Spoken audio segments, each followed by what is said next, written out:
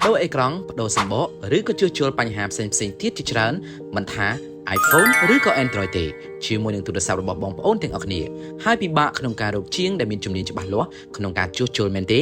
នេះគឺជាសកម្មភាពរបស់ជាងនៅ DO Mobile Service របស់យើងខ្ញុំកំពុងតែធ្វើការជួសជុលលើទូរស័ព្ទដៃគឺ model Oppo F11 Pro មួយគ្រឿងដែលគាត់មានបញ្ហាជាមួយនឹងអេក្រង់និងសំបកខាងក្រោយរបស់គាត់យកមកផ្លាស់ប្ដូរថ្មីហើយទូរស័ព្ទមួយគ្រឿងនេះក៏ថ្ងៃមុនគឺគាត់បានផ្លាស់ប្ដូរជាមួយនឹងកាមេរ៉ាម្ដងរួចទៅហើយផងដែរហើយឥឡូវនេះគាត់ក៏បានយកមកបដូរសម្បកហើយនឹងអេក្រង់ម្ដងទៀតនេះគឺដោយសារតែគាត់មានទំនុកចិត្តទៅលើជាងនៅ DO Mobile Service របស់យើងខ្ញុំទើបគាត់មកទទួលសេវាកម្មជាលើកទី2នៅហាងយើងបន្តទៀតបងប្អូននឹងស្រាប់ហើយជាធម្មតាបើកន្លែងណាសេវាកម្មមិនល្អប្រកាសណាស់អតិថិជនគឺគាត់នឹងមិនមកទៀតទេតែនេះគឺគាត់មកម្ដងហើយគឺមកម្ដងទៀត